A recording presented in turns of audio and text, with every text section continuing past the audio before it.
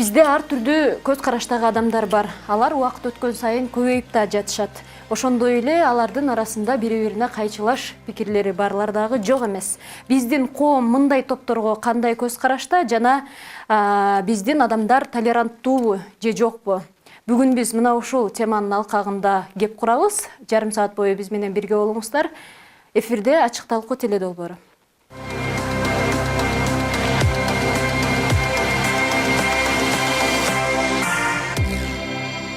Биздин студияга жаштар жана атайын эксперттерди чакырып алганбыз. Алгач эле эфирде баштаардын алдында Кыргыз Республикасына белгилүү дин алымы Кадыр Маликов биздин темабыз боюнча атайын ой пикир калтырды эле. Ошону көрүп алалы, андан кийин эфирди баштайбыз.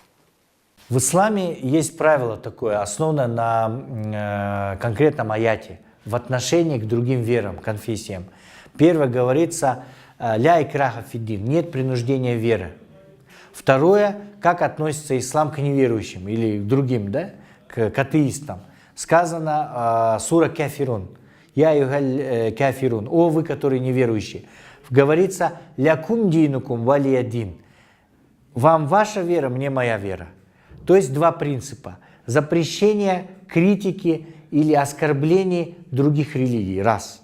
Второе. Каждый верит то, что верит. Почему? Потому что иман дает не человек, а Аллах. Если бы Аллах захотел бы, Он всех нас сделал мусульманами. Но понятие хидая, это то, что дает Аллах в сердце, иман. Поэтому наша работа только позвать, а человек верит или не верит, это он сам выбирает. Поэтому есть судный день, есть киямат, правильно? Поэтому представители других конфессий мы относимся уважительно. Потому что к христианам или к евреям они считаются в Коране ахлюль китаб.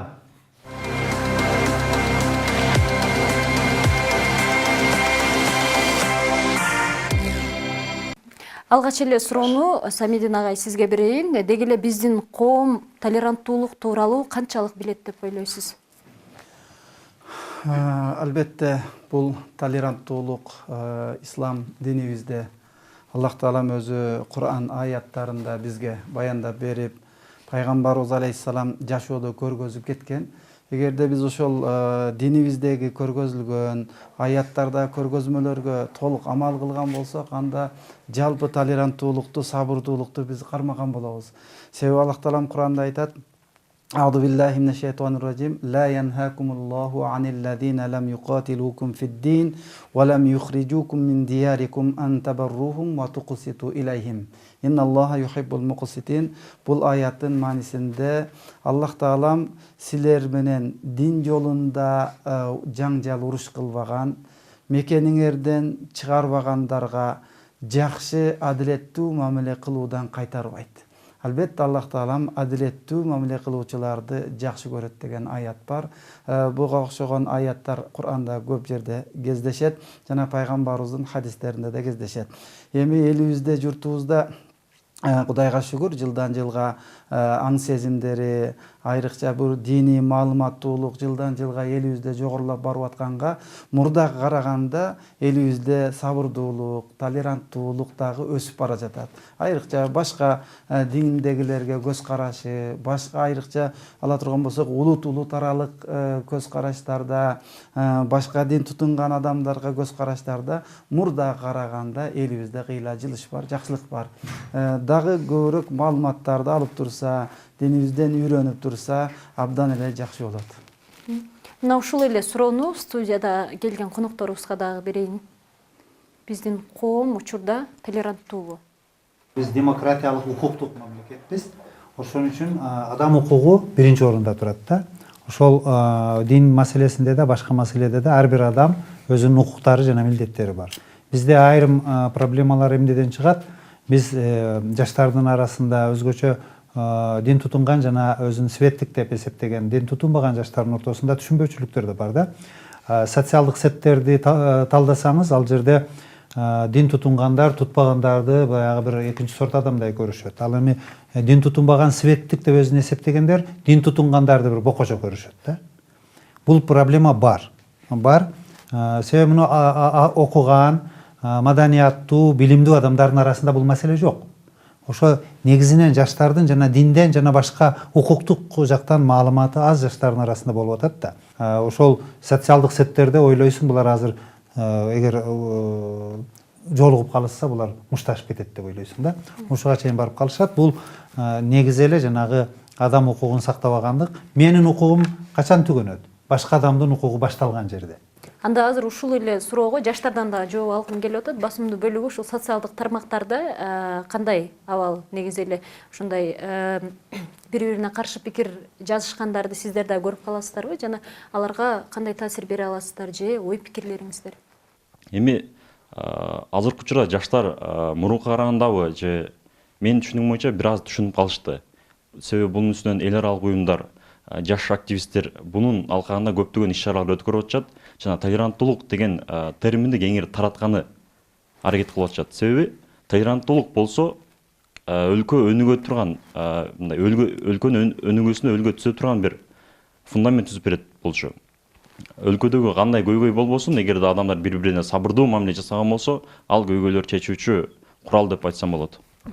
Рахмат. Анда азыр бизге бул жакта атайын коногубуз келген теология факультетинин окутуучусу Зульпидинов Өскөн мырза.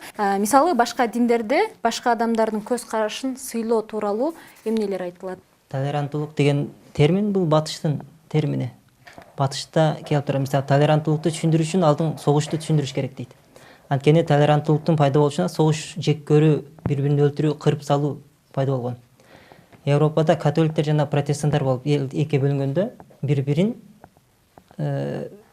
жек көрүп, бири-бирин өлтүрүп, бири-бирин жок кылганга аракет кылган. Акырында булар ким кайсы аймакта жайылган болсо, ошо аймакта өзүн эркин сезсин, өзүн эркин алып жүрсүн, бири-бирибиздин чек арабызга кийлигишпейли. Бири-бирибизди мындай жек көрсөк деле угуп коелу, жек көрсөк деле бири-бирибизге сабыр кылып коелу деген негизинде толеранттуулук деген келип чыккан. Ошо толеранттуулуктун маанисинде мен жек көрсөм дагы ошо чыдап, ошону угуп коюшум керек. Анда эмес азыр баарыбыз көргөндөй эле толеранттуулук бул бир гана светтик өлкөдө эмес, же болбосо бир гана кайсы бир динге байланыштуу эмес экенин түшүнүп жеттик окшойт. Анан бир жыл мурун Алабукада болуп өткөн окуяны эске салгым келип турат. Ошол жерде жанагы баптизм динин тутунган кемпирди көрүстөнгө, мусулман көрүстөнгө койдурбай коюшту эле. Ошол жерде кандай деп ойлойсуздар? Толеранттуулук сакталдыбы? Ошону менен бирге эле жанагы адамдын укугу деп атабыз, ошол нерсе сакталдыбы? Бул жерде маселе бир аз башкачараак. Ал кичине назик маселе. Бул жерде диний көз караштардын кагылышуусу болду да. Себеби бул маселени толеранттуулуктун рамкасында чечүү кыйыныраак да. Демек, ислам дини боюнча мусулмандардын мүрзөсүнө капырларды койдурбайт. Ислам динин тутунбагандарды койдурбайт да. Бул талапты ошол Советтер Союзунун учурунда коммунисттер да аткарып келишкен. Эмне үчүн ошол биз жанагы коммунисттик системанын учурунда атеизм күч алып турган кезде деле мусулмандардын мүрзөсү, православдардын мүрзөсү болуп бөлүнгөн. Ошол Алабукада каза болгон аял маркум ошол протестанттык диндердин бирин тутунган болчу да. Анан мусулмандар баягы өзүнүн мүрзөсүнө койдурбай чыгышты. Койдурбай кийин эң кызыгы башка диндин өкүлдөрүнүн ошол жакын жерде мүрзөсү болбой калгандыгы келип чыкты. Анан негизи муфтияттан алымдар келди, биз бардык, ал жерде ошол эл менен чогулуш жыйналыш өткөргөнбүз. Анын жерден чукуп салганы абдан туура эмес, мыйзам боюнча да, дин боюнча да туура эмес экендигин элге түшүндүрдүк да, түшүндүрдүк. Ал эми мусулмандардын мүрзөсүнө коюп койсо башка маселе болмок да. Казып салгандар мусулмандардын мүрзөсүнөн башка жерде турганды казып салышкан да. Бул толеранттуулук эмес эле, бул кылмыш жазасына тартыла турган иш да. Буга чейин, Алабукага чейин Гүлдө да болгон да бул маселечи.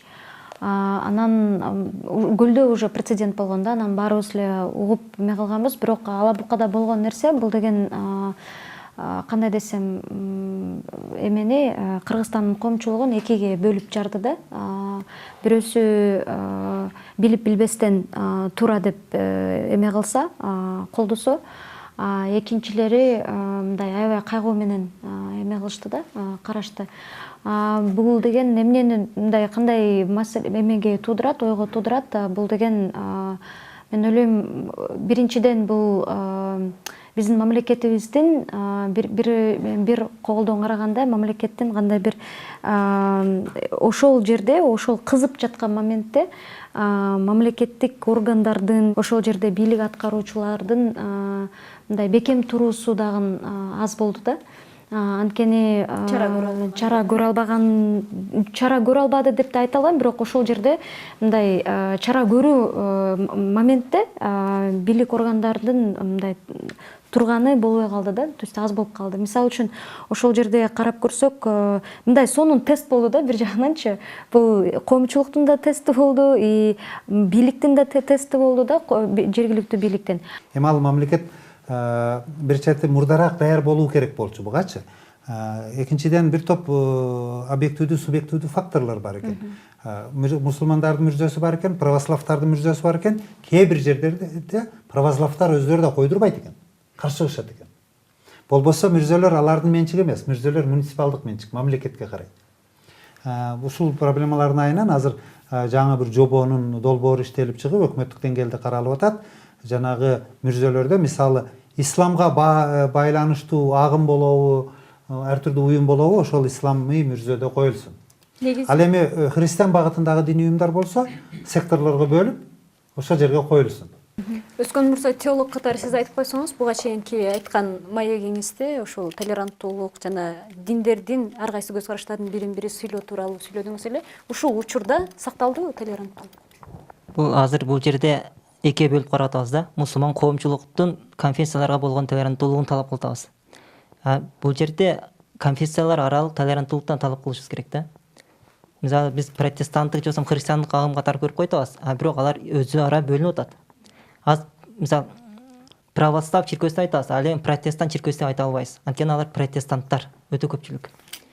Ошо протестанттарды дагы өзү ара толеранттуулукка чакырыш керек. Буларды тез чакырып бири менен сүйлөштүрүп туруш керек. Булар бири-бири менен мамиле түзүп туруп, ошо бири-биринин мазарына алганга макул болуш керек да. Бул андай эмес да. Булар да өздөрүн албайт. Биз ошондой эле эфирибизге Иман фондунун жетекчиси Нуржигит Кадырбековду чакырдык эле. Ал өзүнүн шартына туура келбей, Бишкектен келе албагандыгы үчүн атайын видео жиберген экен. Азыр ошону биргеликте көрөлү. Башка диндерге көз караш аябай мындай түшүнүү менен карайт, сыйлайт, урматтайт. Мисалы Азирет Умар деген падыша болгон, пайгамбар алейхисаламдын кайнатасы да болгон, жакын шакирти да болгон сахабасы. Ошол киши падыша болуп турган убакта азыркы Куддус деп коет, азыркы Иерусалимге барганда барган мезгилде намаз убактысы болуп калат. Ал жерде христиандар да болгон.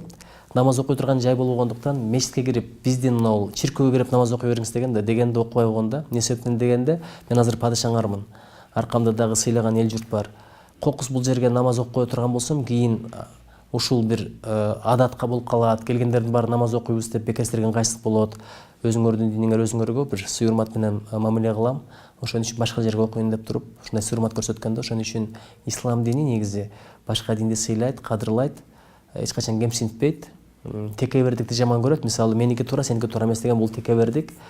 Ошон үчүн ислам мындай чындап сабырдуулуктун дини деп айтсак туура болот.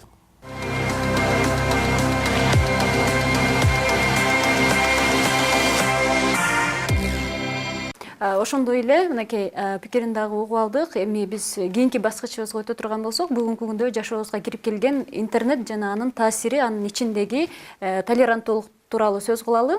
Ал жактагы жана төмөндө айтып өткөндөй талкуулар, ой пикирлер деги эле бардыгы эркин айта алабы?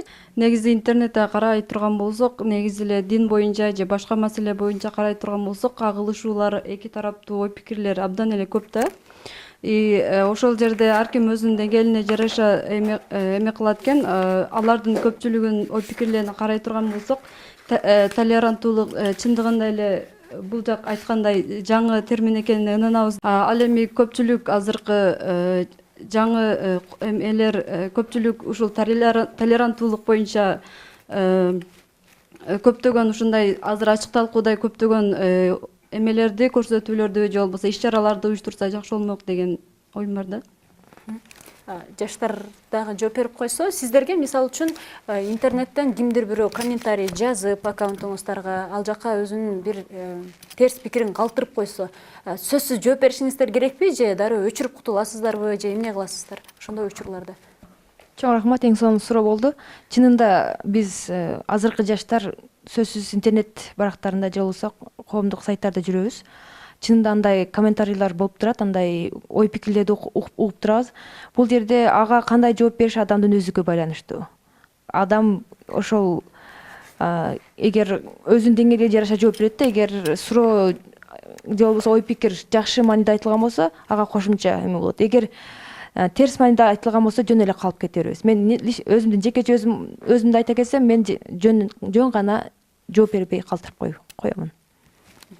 Анан көбүнчө сиздер байкагандай кайсыл маселелерде ушундай талаш тартыштар пайда болот? Биринчиден, социал тармактар боюнча бир аз айтып кетсем, социал тармактарда чындыгында азыр 80-90% жаштар отурат.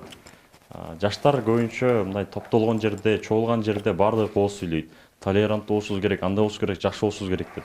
Бирок чын чыгымына келгенде, иш жүзүнө келгенде өздөрү кылган мамилеси бирок башкачараак болуп кетип атат. Бул жаштардын эң чоң көйгөйү деп айтып кетсем болот. Эми социал тармактардагы ошол дин багытында жазып аткан жаштар, алардын көпчүлүгү дин боюнча маалыматы аз чындыгында. Бир аз эле маалымат алат дагы айта берет да, жанагысын өзүнүн билген нерсесинчи, а бирок ал чынбы же жалганбы так маалымат жок эле башкаларга өзүнүн оюн жеткире берет. Ошонун айынан дин дагы бир аз башка жака бурмаланып кетип атат, ал нерсени өзүбүз да байкап атабыз. Көпчүлүгүндө азыр социал тармактарда дин багытында жана регионалдуу бөлүм жарылуу дагы биз көп байкап калдык.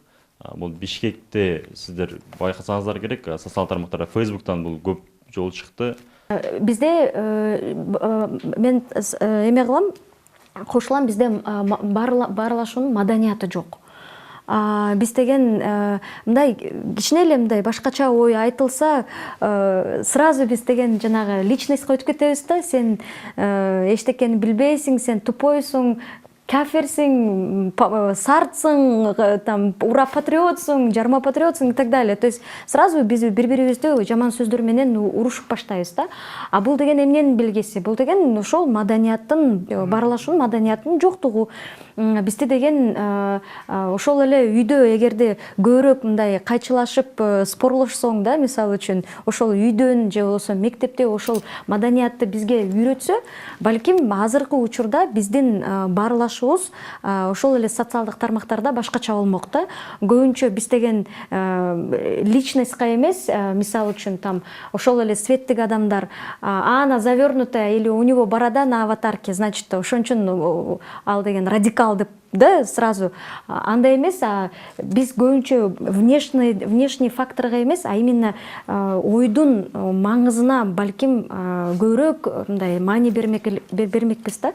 Бизде азыр только ошо башка адамдардын гана айыбын издей турган заманга туш келип калдык. Андан кийин бул соц тармактардагы кайчы пикирлер, өтө бири-бирине бир катуу орой жасаган мамилелер бул көшөгөнүн аркасындагы сөз. Бизде эми кыргызда макал бар эмеспи?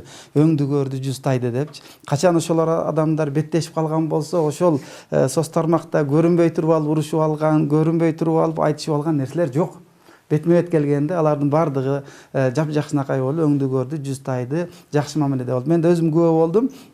Сүйлөшүп отуруп бир таанышып калып айтып анан ошо соц тармактагы бири-бирин ошол жерден таанышып атат.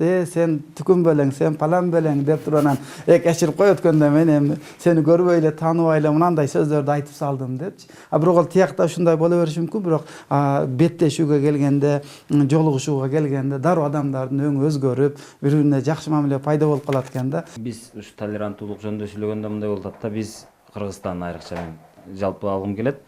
Кыргызстан бир эле учурда өтө толеранттуу өлкөбүз да. Анан бир эле учурда өтө толеранттуу эмес калк экенбиз. Мисалы, менин байкашымча, биз коррупцияга аябай толеранттуубуз. Биз жердешчиликке, тууганчылыкка, паракорчулукка, уурулукка аябай толеранттуубуз да. Мисалы, бирөө ошол уурлук кылып атса, кой, баягы көрө албай аткандай болуп сүйлөй эле коеюн, айтпай эле коеюн депчи. Сабырдуу мамиле кылып коюп атабыз. Бирөө гырт коррупционер, аны биз көрүп турабыз. Жок, кой эми теңелбей эле коеюн деп. Мындай өзүңдү мындай алып качабыз же унчукпай коебуз да. Көрмөксөнгө салып коебуз, көрүп көрмөксөнгө. Бул деген толеранттуулуктун жеткен чеги бизде бар окшойт дейсиң да бир турупчу. Анан экинчи жагынан караң. Экинчи жагынан мына мисалы эң жөнөкөй мындай бир эң мындай алсыз адамдарга болгон толеранттуулугубуз такыр жок да. Мисалы бир кыз бир аз кыскара кийинип кетип атса, биз ал жерде толеранттуу эмеспиз ушул жердечи. Мына ким кызы дегенсип баягы эми баягы чоңдор деле паланчынын кызы деп тойлордо жанагы отуруштарда ошентип сүйлөп аткандарын көп болуп жүрөбүз. Анан кийин мындай өзү жок, көзү жок адамдарды ошентип баягы сындаш жагынан алганда. Анан кийин мисалы кечээ Ноокатта болгон окуя. Мисалы бир кызга бир бала барды, аны ал эми бир жалгыз бала болуп атпайбы? Ошол алсыз адамдарга келгенде биз толеранттуу эмеспиз да. Биз алдуу адамдардын алдында ушунчалык толеранттуубуз. Биз мындай күчтүү адамдардын алдында, чоң коррупционерлердин алдында, чоң уруулардын алдында аябай толеранттуубуз. Анан кийин бир кызга бирөө барса, бир 5-6 досуң менен сен турган болсоң, ал жерде толеранттуулук жөнүндө сөз болбойт такыр биздечи. Эми ушунун баардыгы мен мындай жалпы мындай турмуштагы карапайым мисалдар менен айтып атам да. Анан кийин ушул неден болуп атат? Бизде эң эле мындай эмебиз жок да, мындай маданият деп айткым келбейт азыр. Маданият деген сөз деле өзү дүжүр болуп калды өзүчү. Курандын маанисин жакшы окуп алган болсо, ичинде бардыгы бар. Толеранттуулук да бар, алсыздарга жардам берүү да бар, жетимдердин акысын жебөө да бар. Ошол Кур'ан бардык адамдарды жакшылыкка тарбиялай турган китеп өзү Кур'ан. Ал эми түшүнбөй окуса деле ада сооп бар. Ал улуу сооптурду таба берет. Ал эми бүгүнкү күндөгү ачылыштар, бүгүнкү күндөгү адамдарды таң калтырып аткан дүйнөлүк ар кандай нерселердин бардыгы келип Курандан чыгып калып, Куранга дагы бүткүл аалам бүгүнкү күндө таң берип туруп аткан учурда, эми Куранды сиз айткандай жөнүн окуй бербей, мааниси менен түшүнүп, котормосу менен ошону аңдап сезип окуган болсо, Куран өзү эки дүйнө бизди туура жолго баштай турган китеп, ушул ыйык китеп. Өзү азыр баягы маданият, толеранттуулук жөнүндө сөз кылып атабыз.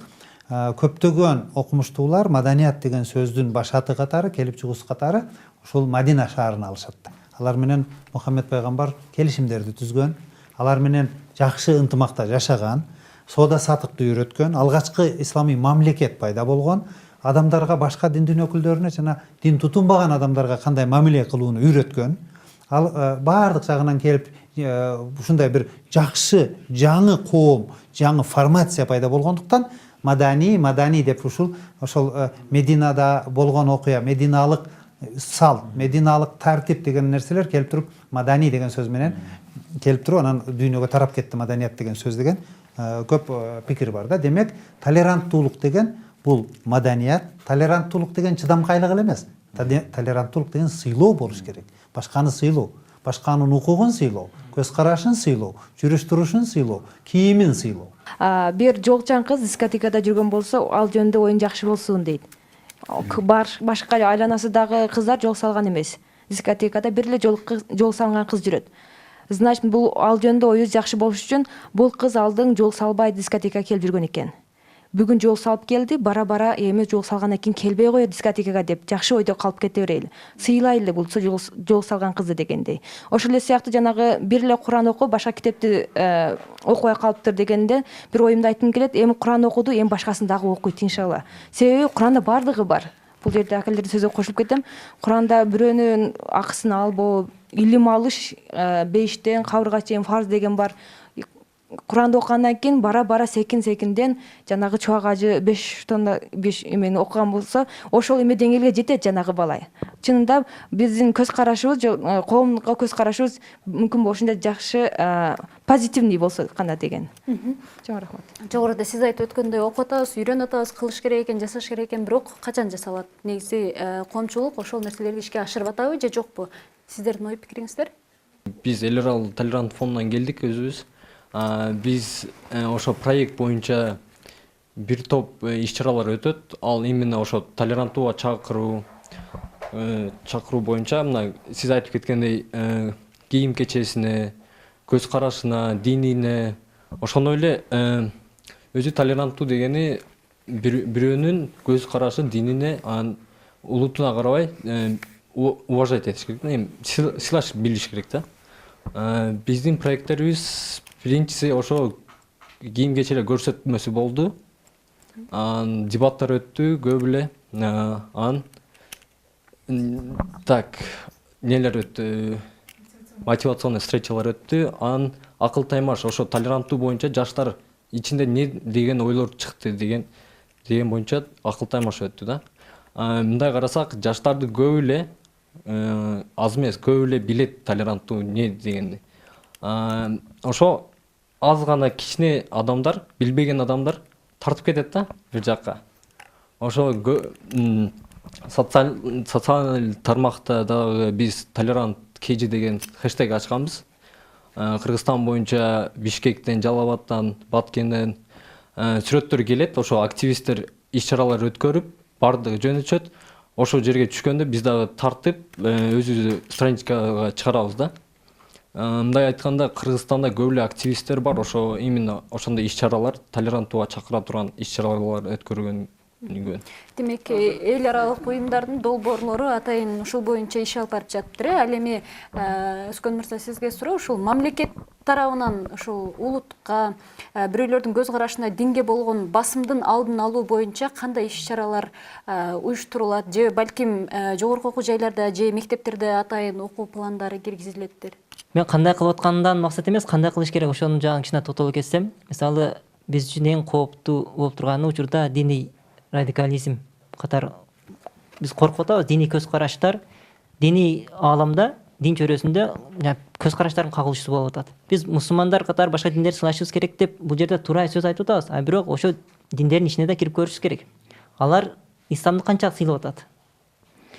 Ошондуктан биринчи мектептерден башташыбыз керек го дейм. Мектептер мисалы диндер тарыхы деген сабакты киргизип издеп бир үлгү катары баштады. Биз ошон мектеп боюнча жайышыбыз керек. Анткени каздамлар айтып өткөндөй, жанагы бири-бирин тааныбаган адамдар бири-бирине жек көрүүндө болот. Биз диндерди элге, диндердин баарын тааныттырсак, анда адамдардын ал диндерге болгон жек көрүүсү кетет. Ал бул жерде динди жайуу максат эмес. Биз динди гана түшүндүрөбүз. Ошол бири-бирин тааныбагандыктан, ошол эле мусулман протестант тааныбагандыктан жек көрүп атат, ошол эле протестант мусулман тааныбагандыктан жек көрүү пайда болуп атат. Биз ошондуктан бул маалыматтарды жайып мектептен башташыбыз керек. Эгер буну кылбасак, анда алардын кагылышына даяр болушубуз керек. Бизде өлкөбүздө эң эле актуалдуу маселе бул шайлоонун алдында партиялык жанагы топтордун бири-бирине болгон көз карашы, тандоосуна болгон пикирлери, ошондой эле улутка жана жердигине карап дагы бөлүнөт. Ушул боюнча маселе кандай деп ойлойсуз? Айтып атпаймынбы жана, биз аябай толеранттуубуз депчи. Партияларга аябай бөлүнөбүз, кырылышып эме болобуз. Бирок ошол эле учурда партиянын лидерлерин карасаң, жанагы бири-бири менен мындай башка партия, бири-бири менен оппозициялык партиялардын лидерлери бири-бири менен кудасыбек болуп отурган болот да. Түпкүлүгүндөчү. Анан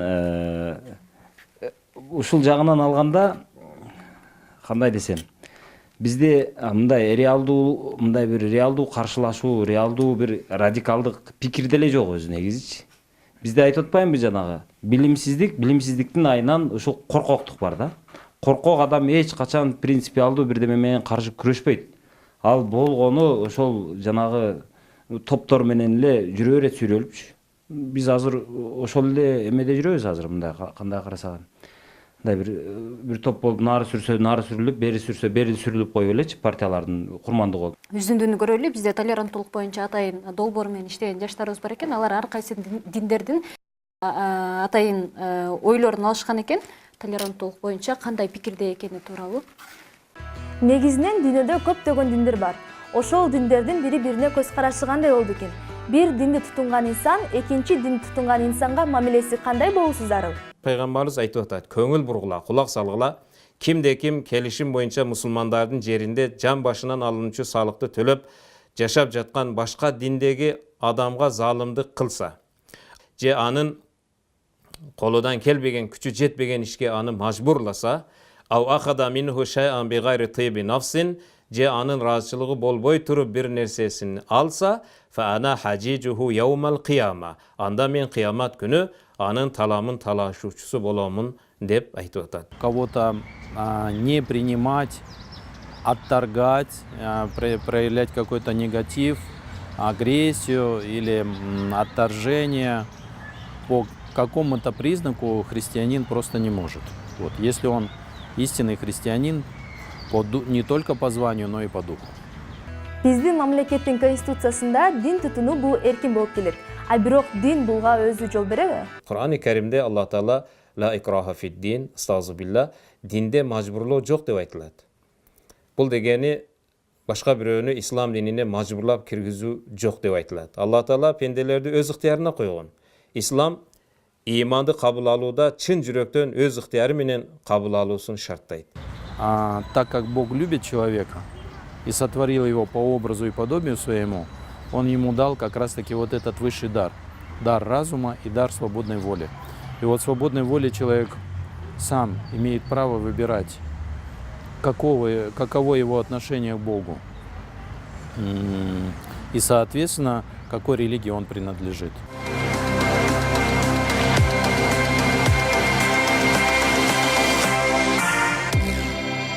Жогоруда агайыбыз айтып кетти, көптөгөн иш-чаралар өткөрүп атат экен. Жаштар кандай иш-чаралар өткөрүп атат? Ошол тууралуу мен бир аз тотула кетсем. Ош, Баткен, Жалал-Абад облустарында жаштарга арналган чоң бир долбоор азыркы учурда иштеп келатат. Бул 3 жылдык долбоор, бул демократия жана толеранттуулук элчилери деген долбоор. Бул долбоорду Saferboard жана толеранттуулукту колдоо фонду каржылап берип атат. Ошолордун идеясы менен көтөрүлгөн бул долбоор. Бул долбоордо толеранттуулукка багытталган абдан көптөгөн иш-чаралар өткөрүлүп атат. Жаштар арасында, ошондой эле окуучулар арасында жана ал долбоордун таасири бир эле жаштар эмес, бир чоң улуу муундарга да таасир этип атат. Себеби улуу муундар бизге, жаштарга мисал болуп берет.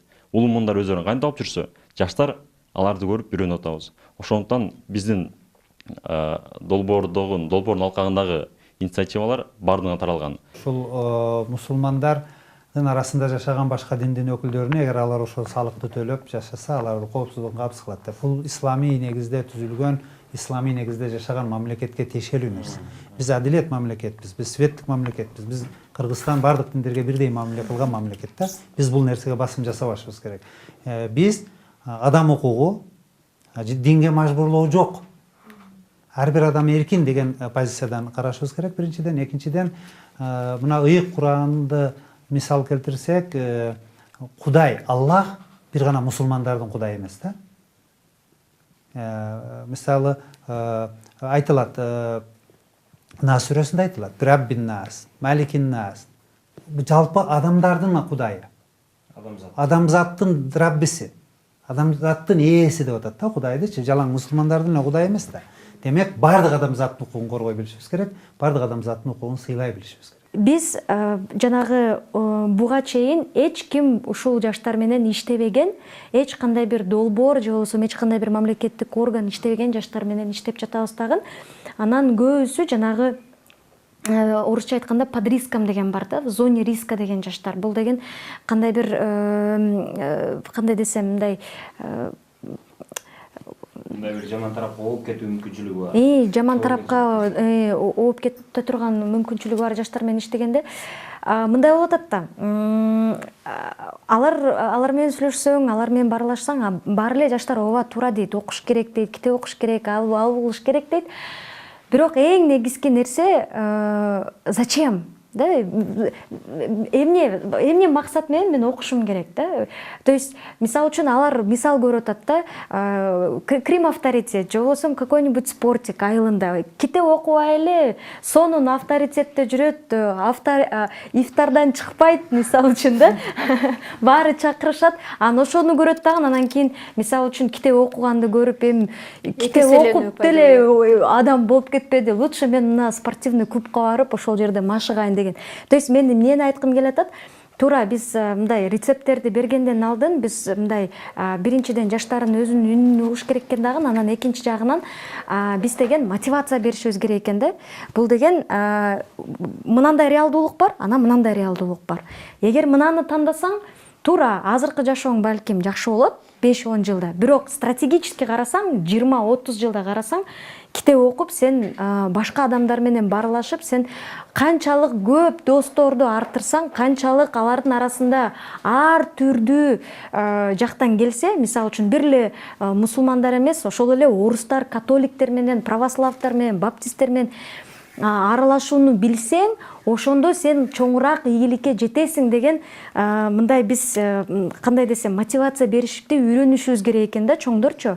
Диндер аралык мамиле боюнча да барып келдик. Ал жерде чындыгында эми мен айтар элем, ага чейин бир Американы көрүп келгенге чейин деле динибизде бул толеранттуулукту азыр хадистерден, аяттардан окуп билип эле жүрөбүз. Өзүбүз деле мындай оюбузда бир жамандык кылайын деген же бир жаман жек көрүш жок болчу. Бирок Америкага баргандайын да бир мен үчүн практика же болбосо дагы бир тажрыйба болду десем жаңылышпайм. Ал жерде барганда ислам динин тутунган мектептерде дагы болуп көрүп чыктык да. Бирок жүргөндө ошол бардык көбүнчө мисалы баптист дин өкүлү, католик дин өкүлдөрү да биз менен башка дин өкүлдөрү да кошо жүрүп атты.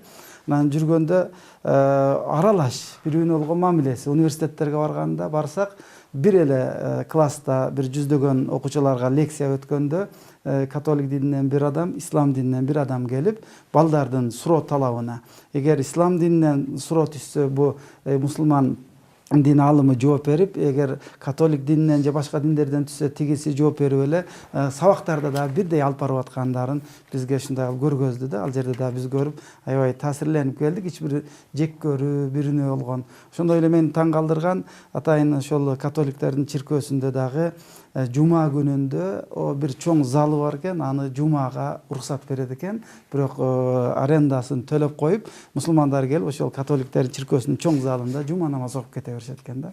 Ал жерде ушул көрүп келдик, аябай ынтымакчылык, бири-бирине болгон көз караштары аябай эле жакшы экендигин биз көрүп келдик.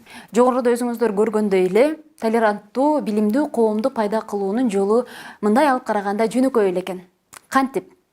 Болгону бири-бирибизге болгон мамилебизди өзгөртүүбүз керек экен. Башкача айтканда, динибизге, улутубузга, жердигибизге, жадагасы саясий, партиялык тандообузга карабай бири-бирибиздин көз карашыбызды сыйлай билүү.